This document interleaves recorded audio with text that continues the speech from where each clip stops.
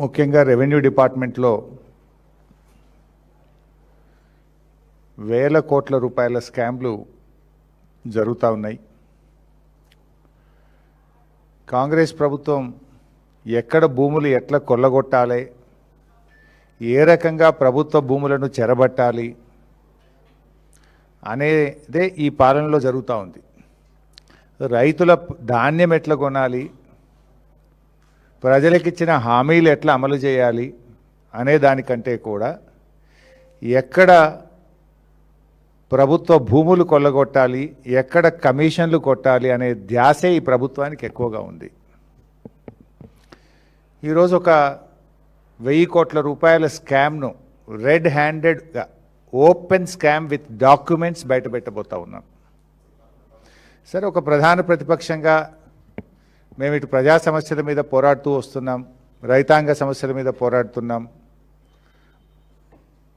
6 గ్యారంటీల అమలు గురించి పోరాడుతూ ఉన్నాం, ప్రజా సమస్యల మీద ఇటు పెరిగిన పెట్రోల్ డీజిల్ ధరల మీద, గ్యాస్ ధరల మీద పోరాటం చేస్తూ ఉన్నాం, హ్యామ్ రోడ్ల టెండర్ల స్కామ్ బయటపెట్టినాం, మైనింగ్ స్కామ్ బయటపెట్టినాం.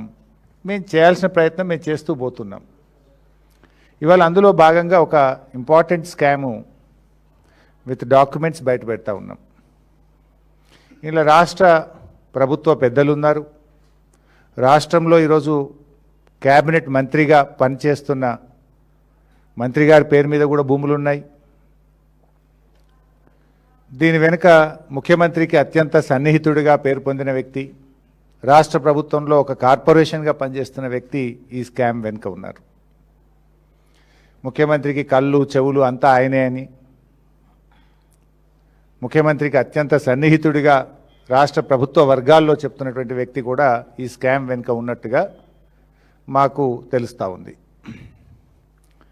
ఇది ముఖ్యంగా శంషాబాద్ మండలం పెద్దషాపూర్ గ్రామంలో సర్వే నంబర్ 173 నుంచి 183 మధ్య ఉన్నటువంటి భూమి. ఈ 180 ఎకరాల ప్రభుత్వ భూమిని ఈరోజు ప్రైవేటు వ్యక్తులకు దారాదత్తం చేసే కుట్ర జరిగింది. ఈ భూముల విషయంలో హైకోర్టులో కేసు ఉంది. హైకోర్టు ఒక డైరెక్షన్ ఇచ్చింది 30 జనవరి 2026 నాడు. దీని మీద ఒక నిర్ణయం తీసుకోండి అన్నది. పలానా వ్యక్తులకు ఇవ్వమని ఎప్పుడు కూడా హైకోర్టు చెప్పదు.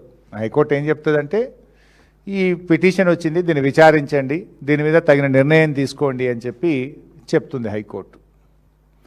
30 జనవరి 2026 నాడు హైకోర్టు చెప్పింది. 24 ఫిబ్రవరి 2026 24 ఫిబ్రవరి 2026 రోజు ఆర్డీఓ గారు హైకోర్టులో అఫిడవిట్ ఫైల్ చేసినారు. 24 ఫిబ్రవరి 2026 రోజు ఆర్డీఓ గారు హైకోర్టులో అఫిడవిట్ ఫైల్ చేయడం జరిగింది. ఇది ఆర్డీఓ గారి అఫిడవిట్. ఇది కూడా మీకు పబ్లిక్ డొమైన్లో పెడతాం. ఇది హైకోర్టు జడ్జిమెంట్లో కూడా ఈ అఫిడవిట్ స్పష్టంగా మెన్షన్ చేసినారు. High court judgement is a public document, nothing secret. ఇది హైకోర్టు ఆర్డరు. హైకోర్టు ఆర్డర్లోనే స్పష్టంగా ఆర్డీఓ గారి ఆర్డర్ కూడా ఉంది. హైకోర్టు ఆర్డర్లో ఆర్డీఓ గారు ఇచ్చినటువంటి అఫిడవిట్ కూడా ఉంది.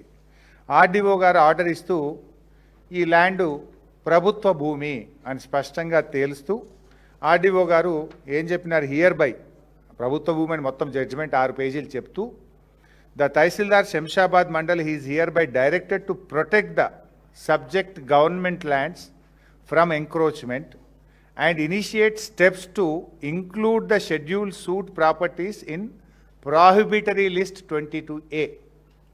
ఆర్డీఓ గారు ఇది ప్రభుత్వ భూమని తేలుస్తూ హైకోర్టులో అఫిడవిట్ వేశారు. వేస్తూ తహసీల్దార్ శంషాబాద్కి ఏం చెప్పినారు, ఈ ప్రభుత్వ భూమిని కాపాడు, ఎంక్రోచర్స్ నుంచి ఈ భూమిని కాపాడే బాధ్యత తీసుకో అని చెప్పి డైరెక్షన్ ఇచ్చినారు. నంబర్ 1. నంబర్ 2, ఈ భూములను ప్రాహిబిటెడ్ లిస్ట్లో పెట్టండి, నిషేధిత భూముల జాబితాలో 22Aలో పెట్టండి అని చెప్పి తన ఆర్డర్లో ఎంఆర్ఓ గారికి కూడా ఆర్డీఓ గారు డైరెక్షన్ ఇచ్చినారు.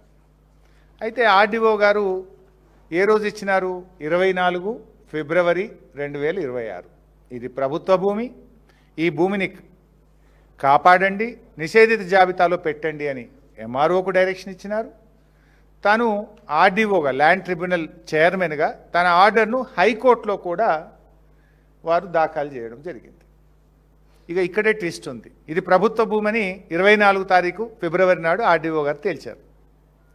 కరెక్ట్ 4 రోజుల తర్వాత 28 ఫిబ్రవరి 2026 ఎంఆర్ఓ గారు ఈ భూమి ప్రైవేట్ వ్యక్తులకు చెందుతుందని ఆర్డర్ పాస్ చేసిండు. ఇది ఎంఆర్ఓ ఆర్డర్. ఇది ఎంఆర్ఓకి అసలు అధికారమే ఉండదు. ఆర్డీఓ ఇది ప్రభుత్వ భూమని ల్యాండ్ ట్రిబ్యునల్ చైర్మన్గా తేల్చి ఈ భూములను కాపాడు ప్రొటెక్ట్ చేయని ఎంఆర్ఓకు డైరెక్షన్ ఇస్తే 4 రోజుల్లోనే ఎంఆర్ఓ ఈ భూమి ప్రైవేట్ వ్యక్తులకు చెందింది అని చెప్పి ఎంఆర్ఓ ఆర్డర్ పాస్ చేసినాడు. ఆర్డర్ పాస్ చేయడమే కాదు, ఇందులో ఎంఆర్ఓ గారు ఏమంటాడు, therefore I am of the view that the writ petitioner's names have to be incorporated in revenue records Bhubharati as being the owners of the land as per the అని etcetera అని చెప్పింది. ఈ భూమిని భూభారతిలో ఆన్లైన్లో కూడా పెట్టండి అని చెప్పి కూడా ఎంఆర్ఓ గారు రాసేసినారు. 24 ఫిబ్రవరి ఏమో ఆర్డీఓ ఇది ప్రభుత్వ భూమి, ఈ భూమిని కాపాడండి అని ఎంఆర్ఓకి ఆర్డర్ ఇచ్చిండు. ఆ ఆర్డర్ను హైకోర్టుకు కూడా ఇచ్చిండు. అదే హైకోర్టుకు మళ్ళీ ఈయన కూడా పంపిండు. దీన్ని 24 నాడు ఆర్డీఓ హైకోర్టులో ఇది గవర్నమెంట్ భూమి అని వేసిండు. 28వ తారీఖు నాడు ఎంఆర్ఓ ఇది ప్రైవేట్ వ్యక్తుల భూమి అని ఈయన కూడా హైకోర్టులో వేసిండు. ఇక్కడ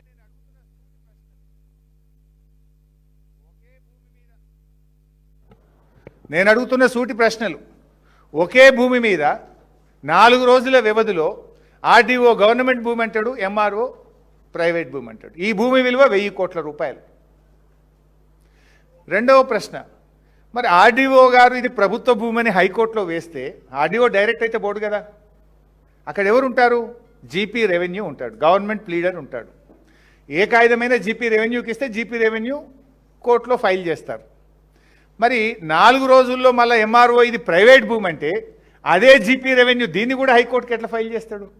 ఒకే కేసులో ప్రభుత్వం 2 భిన్న వాదనలు 4 రోజుల వ్యవధిలో ఇవ్వచ్చునా? ఒకవేళ ఇవ్వడమే తప్పు, ఇచ్చిన దాన్ని జీపీ రెవెన్యూ గారు జడ్జి గారి ముందు 4 రోజుల వ్యవధిలో ఇది ఇవ్వచ్చునా? నంబర్ 2. నంబర్ 3, నార్మల్గా ఎనీ హైకోర్టు ఆర్డర్ కలెక్టర్ దగ్గరికి వస్తుంది. ఏ ఆర్డర్ ఎంఆర్ఓ గారు రాసినా ఆర్డీఓ గారు రాసినా that will go with collectors approval. Without collector approval పోదు. కలెక్టర్ అప్రూవల్ లేకుండానే ఆర్డీఓ ఫైల్ చేసిండా? కలెక్టర్ అప్రూవల్ లేకుండానే ఎంఆర్ఓ అదే కేసులో ఈయన ఎట్లా ఫైల్ చేస్తాడు? ఒకే కేసులో ఒకే హైకోర్టులో ఒకే జడ్జి గారి దగ్గర 4 రోజుల వ్యవధిలో ఒక ఆయన గవర్నమెంట్ ల్యాండ్ అంటాడు, ఇంకొక ఆయన ప్రైవేట్ ల్యాండ్ అంటాడు. ఇందులో ఇది ఆర్డీఓ ఆర్డర్, ఇది MRO order. Just with in 4 days. ఇక్కడ నేను అడుగుతున్న కలెక్టర్కు, మరి నువ్వు ఆర్డీఓ ఫైల్ చేసేటప్పుడు కలెక్టర్ చూపిస్తాడు కదా. మరి గవర్నమెంట్ ల్యాండ్ అన్న తర్వాత మళ్ళీ ఎంఆర్ఓ ఎట్లా ఫైల్ చేసిండ్రు? ఫైల్ చేస్తే మరి అది కలెక్టర్ గారు ఎట్లా అప్రూవ్ చేసిండ్రు? కలెక్టర్ అప్రూవ్ చేయడం ఒక తప్పు అయితే జీపీ రెవెన్యూ ప్రభుత్వ ప్లీడర్ దీన్ని ఏ రకంగా హైకోర్టులో ఫైల్ చేస్తారు? అడ్వకేట్ జనరల్ ఏ రకంగా దీన్ని అలో చేస్తారు? ఇది సెకండ్ క్వశ్చన్. అయితే ఇక్కడ ఇష్యూ ఏంది? కొన్ని ప్రముఖ దినపత్రికల్లో వార్తలు వచ్చినాయి, విషయాలు బయటకు వచ్చినాయి. విషయాలు బయటకు రాగానే ఒక 1000 కోట్ల రూపాయల స్కామ్ జరిగితే ఏం చేస్తాం? జనరల్గా అధికారులను సస్పెండ్ చేస్తాం, ఎంక్వైరీ ఆర్డర్ చేస్తాం. కానీ ఈ విషయంలో ఏం చేసింది? సింపుల్గా MRO transfer to collectorate, just transfer.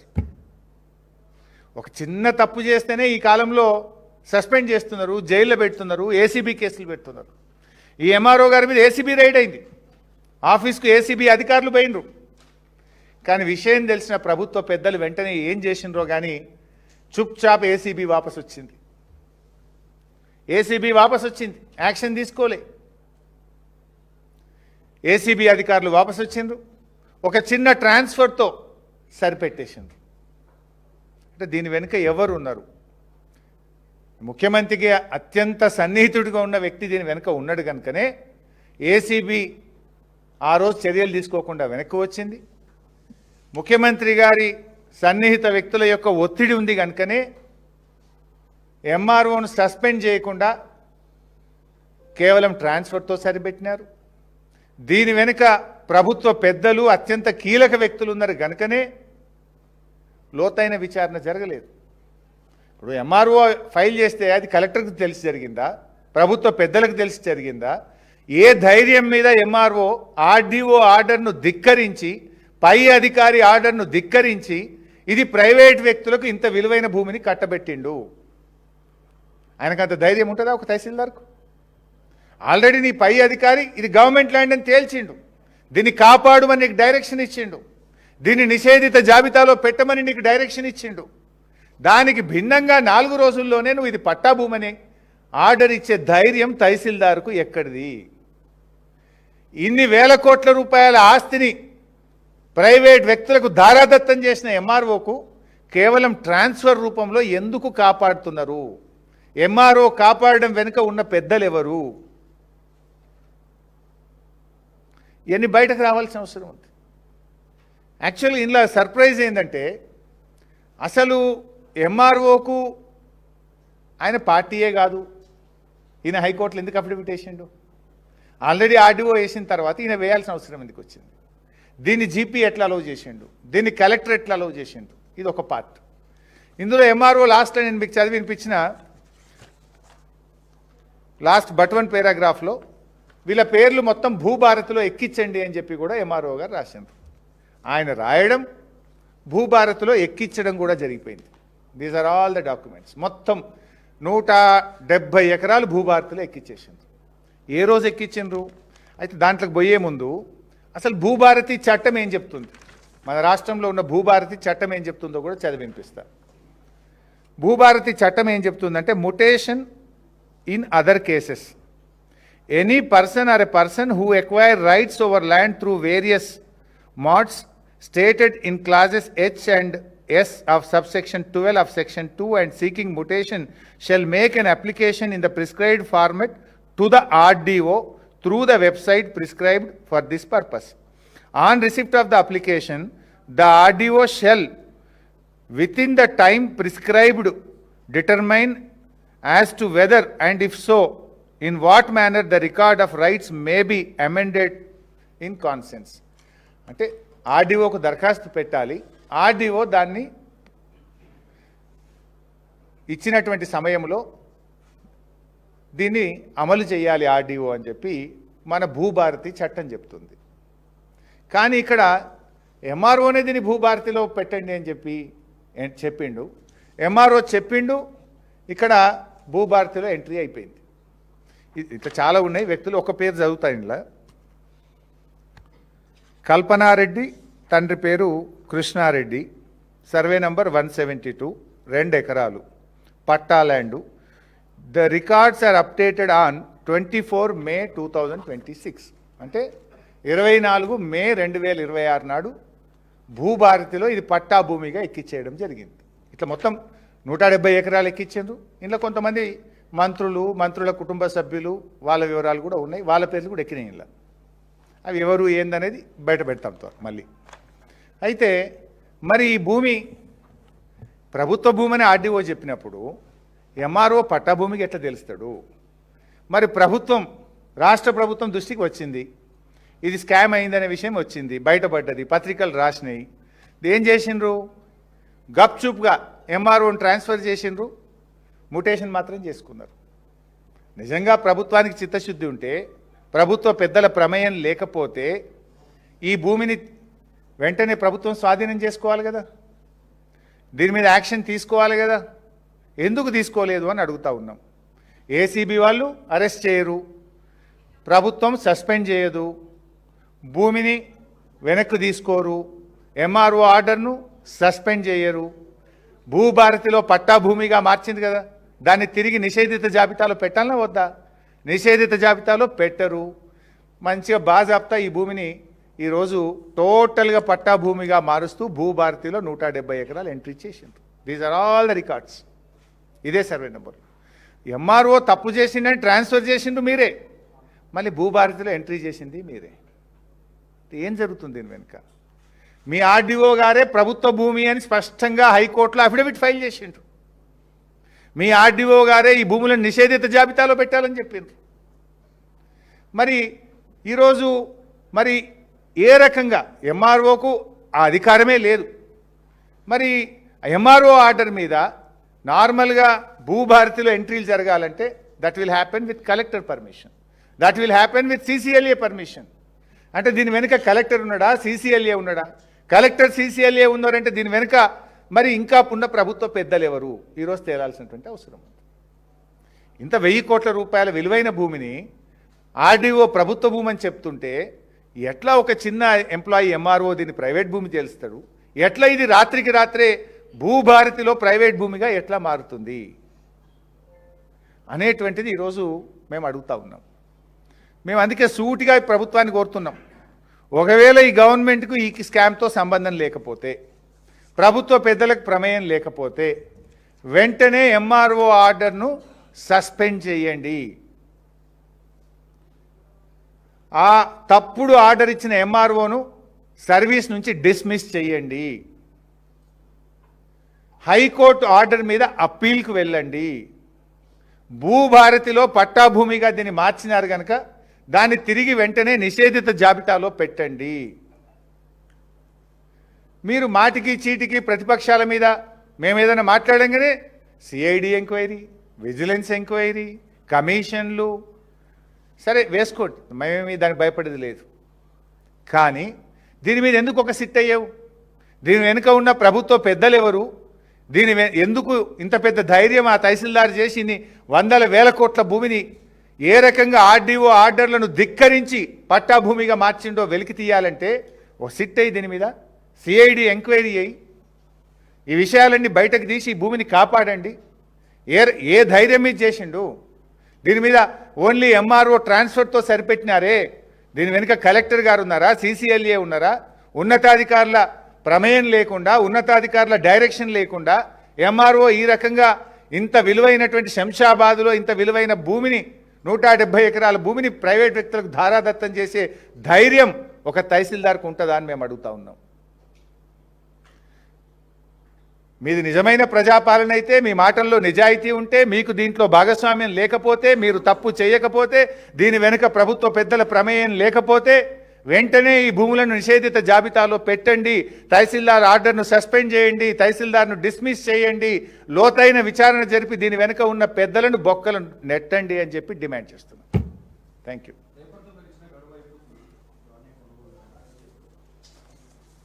So బైసాబ్, నాకు ఇంకా 2-3 ఇంపార్టెంట్ ఇష్యూస్ ఉన్నాయి, కానీ నేను మళ్ళీ మాట్లాడతా ఇవాళ ఒక్కరోజు. ఎందుకంటే నేను ఆల్రెడీ అక్కడ మన గిరిజనులకు సంబంధించిన లంబాడి హక్కుల పోరాట సమితి ప్రోగ్రాంలో మాట్లాడినాం. ఇందాక ఒక సింగరేణి విషయంలో కూడా ఒక చాలా ఇంపార్టెంట్ ఇష్యూ మాట్లాడినాం. బట్ మీరు చాలామంది లేరు కనుక దాన్ని కొంత క్లుప్తంగా సింగరేణికి సంబంధించి కూడా నేను చెప్పిన విషయాన్ని ఇక్కడ కూడా కొంత చెప్పే ప్రయత్నం చేస్తా చాలా డీటెయిల్గా. ఒక ఇంపార్టెంట్ ఇష్యూ ఏంటంటే, రాష్ట్రంలో సింగరేణిలో కూడా ఒక పెద్ద స్కామ్ జరుగుతూ ఉంది. చాలా విషయాలు చెప్పాను, కానీ నేను ఒక చిన్న విషయం మాత్రమే ఇక్కడ చెప్పి ముగించే ప్రయత్నం చేస్తా. అయితే ఈరోజు సింగరేణిలో 40 లక్షల మెట్రిక్ టన్నుల బొగ్గు నిల్వ ఉంది అని చెప్పి ఈరోజు సింగరేణి తన వెబ్సైట్లో చెప్పింది. సింగరేణి తన లెక్కల్లో చూపించింది. పోయిన సంవత్సరం రాష్ట్ర ప్రభుత్వానికి ఎంత ఆదాయం వచ్చింది అన్నప్పుడు 40 లక్షల కోట్ల రూపాయల ఆదాయం వచ్చిందని, 40 లక్షల మెట్రిక్ టన్నుల బొగ్గు నిల్వ ఉందని, ఆ బొగ్గు మీద, ఆ నిల్వ మీద వీళ్ళు ఇన్కమ్ ట్యాక్స్ కట్టినరు. అంటే బొగ్గు ఉత్పత్తి అయింది, ఇంకా మేము అమ్మలేదు, మా దగ్గర స్టాక్ ఉంది అని కనుక ఆ బొగ్గు మీద మేము 4,200 రూపాయలు ఒక మెట్రిక్ టన్ అమ్మితే మాకు ఇంత ఆదాయం వస్తుందని చెప్పి దాన్ని లెక్కబెట్టి ఆ బొగ్గు మీద ఇన్కమ్ ట్యాక్స్ కట్టినరు. ఆ బొగ్గు మీద కేంద్ర రాష్ట్ర ప్రభుత్వాలకు డివిడెండ్ కట్టినరు. ఆ బొగ్గు మీద కోల్ సెస్ కట్టినరు. ఆ బొగ్గు నిల్వల మీద మాకు ఇంత ప్రాఫిట్ వచ్చిందని చెప్పి దాంట్లో CSR నిధులు కూడా ఖర్చు పెట్టారు. మరి మేమేమంటున్నామంటే ఆ బొగ్గు లేదు, అసలు ఏమైంది ఆ బొగ్గు? ఏం చెప్తుంది సింగరేణి అంటే, మందమర్రి డివిజన్లో 7,20,000 మెట్రిక్ టన్నుల బొగ్గు నిల్వ ఉందని, శ్రీరాంపూర్ డివిజన్లో 8 లక్షల మెట్రిక్ టన్నుల బొగ్గు నిల్వ ఉందని, RG1 రామగుండం 1 డివిజన్లో 6 లక్షల మెట్రిక్ టన్నుల బొగ్గు ఉందని, RG3లో 4 లక్షల మెట్రిక్ టన్నుల బొగ్గు నిల్వ ఉందని, భూపాలపల్లిలో 5,40,000 మెట్రిక్ టన్నుల బొగ్గు నిల్వ ఉందని, అదేవిధంగా SPLలో 2 లక్షలు, YLDలో 2,50,000 మెట్రిక్ టన్నుల బొగ్గు నిల్వ ఉందని సింగరేణి తన ఆన్లైన్ వెబ్సైట్లోనే ఉంది. నథింగ్ సీక్రెట్, ఓపెన్ పబ్లిక్ డొమైన్లోనే ఉంటుంది. బొగ్గు అనేది ఏం బంగారం కాదు, ఇంట్లో దాచుకునేది కాదు. 40 లక్షల మెట్రిక్ టన్నుల బొగ్గు అంటే ఎంత పెద్ద కుప్పలు కనబడాలి. ఈరోజు మా TGBKS కార్మికులకు కూడా చెప్పినాం, మీరు వెళ్ళి చూడండి ఇక్కడ బొగ్గు నిల్వ ఉందా లేదా, ఏమైంది. ఇప్పుడు సింగరేణి 4,000, 4,200కు ఒక టన్ను అమ్ముతుంది బొగ్గు. 40 లక్షల మెట్రిక్ టన్నుల బొగ్గు అంటే దాదాపు 1,600 కోట్ల రూపాయల విలువ కలిగిన బొగ్గు. ఈ 1,600 కోట్ల విలువ కలిగిన బొగ్గు మరి ఈరోజు బొగ్గు బాయిల మీద లేదు. మరి ఏమైంది ఈ బొగ్గు? ఈ బొగ్గు ఉత్పత్తి అయిందని గత సంవత్సర రికార్డులో, పోయిన సంవత్సరం ఫైనాన్షియల్ ఇయర్లో సింగరేణి ఉత్పత్తి, సింగరేణి ప్రాఫిట్స్లో దీన్ని డిక్లేర్ చేసిండ్రు. ఈ 40 కాదు, మొత్తం కలిపి అంటే అంత అమ్మినము, ఈ 40 ఏమో స్టాక్ ఉందని దాని మీద ప్రాఫిట్ డిక్లేర్ చేసిండ్రు. కార్మికులకు ప్రాఫిట్ ఇచ్చారు, సంతోషం. అది కూడా మొత్తం ఇవ్వలేదు కార్మికులకు, కొంత ఏదో మేము దాస్తున్నాము, కొంత మాత్రమే ఇస్తామని ఇచ్చారు profit last time. That's okay. ఇప్పుడు ఈ 40 లక్షల మెట్రిక్ టన్నులు 4,000కి అమ్మితే మాకు ఇంత లాభం వస్తుందని దాని మీద ఇన్కమ్ ట్యాక్స్ కట్టిండ్రు కేంద్ర ప్రభుత్వానికి. కేంద్ర ప్రభుత్వం 49%, స్టేట్ 51%. దాని ప్రకారం డివిడెండ్ ఇచ్చినారు. కోల్ సెస్ ఉంటుంది, ఆ కోల్ సెస్ కూడా కట్టినారు. అది కాకుండా మనకు CSR నిధుల కింద 2% ఖర్చు పెట్టారు, అది కూడా ఖర్చు పెట్టారు. మరి బొగ్గు ఎక్కడ పోయింది? ఇప్పుడు ఆ 1,600 కోట్ల రూపాయల బొగ్గు ఉన్నదా లేదా? నేను గౌరవనీయులు భట్టి విక్రమార్క గారిని అడుగుతున్నా, ఇది మీకు తెలిసి జరిగిందా తెలియక జరిగిందా నాకు తెలియదు. భట్టి విక్రమార్క గారు, ఇద్దరం కలిసి పోదాం, మరి మీరు నేను లేదా అఖిలపక్షం తీసుకొని పోదాం.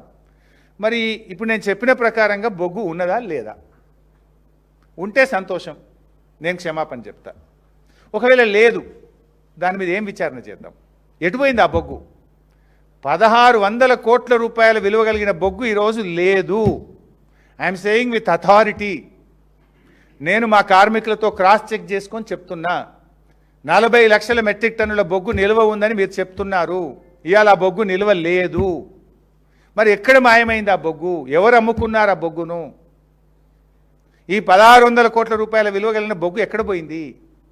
బొగ్గు ఉత్పత్తి చేసినామని మీరే చెప్పిండ్రు, దాని మీద ఇన్కమ్ ట్యాక్స్ కట్టిండ్రు, కోల్ సెస్ కట్టిండ్రు, డివిడెండ్ కట్టిండ్రు, CSR కట్టిండ్రు. మరి ఆ బొగ్గు లేదు. ఇప్పుడు ఎక్కడ పోయింది ఆ బొగ్గు?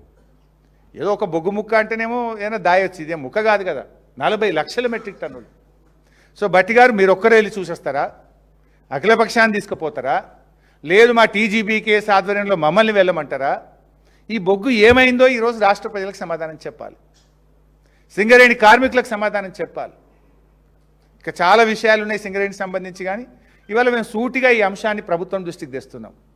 ఈ ప్రభుత్వానికి అసలు తెలుసా తెలియదా? ప్రభుత్వం కూడా ఈ బొగ్గు నిల్వ ఉందని అనుకుంటుందా? లేదు ప్రభుత్వ పెద్దలకు తెలిసినా ఏమైనా సైలెంట్గా ఉన్నారా? ఈ బొగ్గును ఏమైనా అమ్మేసిండ్రా? అమ్మితే ఎవరు అమ్మిండ్రు? ఎవరికి అమ్మిండ్రు? ఎక్కడ పోయింది ఈ బొగ్గు? మరి 1,600 కోట్ల రూపాయల విలువ కలిగిన బొగ్గు ఈరోజు లేదు అనే విషయం ప్రభుత్వ పెద్దలకు తెలుసా తెలియదా? భట్టి గారు సూటిగా సమాధానం చెప్పాలి. నన్ను తిట్టేది ఉంటే తర్వాత తిట్టుకోరు, కానీ ఇది ఏమైందో సూటిగా చెప్పండి. రాష్ట్ర ప్రజల తరఫున అడుగుతున్నా, సింగరేణి కార్మికుల పక్షాన్ని నేను అడుగుతా ఉన్నా. ఈ బొగ్గు ఉంటే వెళ్ళి చూద్దాం. ఒకవేళ నిజంగా బొగ్గు ఆడ ఉండుంటే అదేమి రాత్రికి రాత్రి మాయమయ్యేది కాదు, రాత్రికి రాత్రి పోయగలిగింది కాదు. 40 లక్షల మెట్రిక్ టన్ను. రేపు పోదామా ఎల్లుండి పోదామా చెప్పండి. నిజంగా బొగ్గు ఉంటే నేను క్షమాపణ కోరుతా, లేకపోతే ఏం చేద్దామో మీరే సమాధానం చెప్పండి. ఎవరు చేసిండ్రు? ఈ బొగ్గు ఎటుపోయింది? ఎవరికి అమ్ముకున్నారు? ఎక్కడ అమ్ముకున్నారు? ఈ విషయం మీద భట్టి గారు స్పందించాలి, ఎందుకంటే ఇది మీ శాఖలో జరుగుతూ ఉంది. ముఖ్యమంత్రి గారు స్పందించాలి. ఇంత ముఖ్యమైన విషయం, దీని మీద రాష్ట్ర ప్రజలకు స్పష్టత ఇవ్వాలని ఆల్ పార్టీని తీసుకొని ఈ బొగ్గు నిజంగా అక్కడ ఉందా లేదా అఖిలపక్షాన్ని తీసుకొని వెళ్ళి చూడాలి, నిజానిజాలు తేల్చాలని చెప్పి ప్రభుత్వాన్ని డిమాండ్ చేస్తాం. ఒక చిన్న పాయింట్ ఇవాళ మీరు అడిగింది, కానీ ఒక రైతు బిడ్డను, ఒక డ్రైవర్ గారిని మీరు చూసి ఉంటారు. ఇవాళ జగిత్యాల RTC డిపోలో డ్రైవర్గా పనిచేస్తున్నటువంటి అశోక్ను ఇలా సస్పెండ్ చేసినారు. దీన్ని చాలా తీవ్రంగా ఖండిస్తూ ఉన్నాం. ఆయన డ్రైవర్ కావచ్చు, కానీ ఒక సాటి మనిషి. ఆయన డ్రైవర్ కావచ్చు, ఒక వ్యవసాయ కుటుంబం నుంచి వచ్చినటువంటి బిడ్డ. ఒక వ్యవసాయ కుటుంబం నుంచి వచ్చినటువంటి బిడ్డగా ఇవాళ రాష్ట్రంలో రైతులు బాధపడుతున్నటువంటి విషయాన్ని దృష్టిలో పెట్టుకొని ఆయన ఒక మాట మాట్లాడినారు. కాంగ్రెస్ నాయకులు పెట్రోల్ డీజిల్ మీద ధర్నా చేస్తున్నారు. అక్కడ పెట్రోల్ డీజిల్ మీద ధర్నా చేస్తూ ఉంటే అటువైపుగా బస్సు నడుపుతూ వెళ్ళినటువంటి డ్రైవర్ అశోక్ గారు ఆయన ప్రజా సమస్యల మీద స్పందించిండు. ఈ ధర్నా బాగానే చేస్తున్నారు కానీ గా వడ్లు కొనుండ్రి, మక్కలు కొనుండ్రి, రైతులు ఆగమవుతున్నారు అని చెప్పి ఒక సాటి మనిషిగా స్పందించాడు. ఒక రైతు కుటుంబం నుంచి వచ్చిన బిడ్డగా, రైతు కష్టాలు తెలిసిన వ్యక్తిగా వడ్లు కొనుండ్రి, మక్కలు కొనుండ్రి అని చెప్పుడు తప్ప? అంటే ప్రజలకు ప్రజాస్వామ్యంలో డాక్టర్ బాబాసాహెబ్ అంబేద్కర్ మనందరికీ మాట్లాడే స్వేచ్ఛనిచ్చారు. తమ అభిప్రాయాన్ని వ్యక్తం చేయగలిగే, వ్యక్తీకరణ చేసేటువంటి హక్కును భారత రాజ్యాంగం మనకు కల్పించింది. ఒక డ్రైవర్గా ఆయన స్పందిస్తే రేవంత్ రెడ్డి గారి ప్రభుత్వం ఒక నియంతృత్వ వైఖరితో ఆ డ్రైవర్ను సస్పెండ్ చేసినారు. ఆ సస్పెండ్ను వెంటనే ఉపసంహరించుకోవాలని మేము ప్రభుత్వాన్ని డిమాండ్ చేస్తూ ఉన్నాం. మీరే చెప్పిండ్రు, మేము 6 గ్యారంటీలే కాదు, ప్రశ్నించే గ్యారంటీ 7వ గ్యారంటీగా మేము అమలు చేస్తాము, ప్రజాస్వామ్యానికి ప్రశ్నించే హక్కును కల్పిస్తామని చెప్పి మీ 6 గ్యారంటీలతో పాటు 7వ గ్యారంటీని మీరే ఇచ్చారు. ఆ డ్రైవర్ అశోకు మీరిచ్చిన 7వ గ్యారంటీ అడిగిండు తప్ప వేరే ఏమి అడగలేదు. సో వెంటనే ఆ డ్రైవర్ గారి మీద, అశోక్ గారి మీద పెట్టిన సస్పెన్షన్ను ఎత్తివేయాలని చెప్పి మేము కోరుతా ఉన్నాం. ఆయన ఏ రాజకీయ పార్టీకి సంబంధించిన వ్యక్తి కాదు, ఆయన బీఆర్ఎస్ కాదు, బీజేపీ కాదు, కాంగ్రెస్ కాదు. ఆయన ఒక డ్రైవర్, ఒక రైతు బిడ్డగా తన అభిప్రాయాన్ని చెప్పింది. కానీ అంత మాత్రాన మమ్మల్ని ప్రశ్నిస్తే మీ మీద వేటు వేస్తామనేటువంటి నియంతృత్వ ధోరణి విడనాడాలని, అశోక్ డ్రైవర్పై పెట్టిన సస్పెన్షన్ వెంటనే ఎత్తివేయాలని చెప్పి మేము డిమాండ్ చేస్తున్నాం. ఒకవేళ ప్రభుత్వం దిగి రాకపోతే అశోక్ కుటుంబానికి బీఆర్ఎస్ పార్టీ అండగా ఉంటుంది. న్యాయ పోరాటానికైనా, ప్రత్యక్ష పోరాటానికైనా బీఆర్ఎస్ ఆయనకు న్యాయం జరిగేదాకా ఆయన వెంట ఉండి పోరాటం చేస్తాం.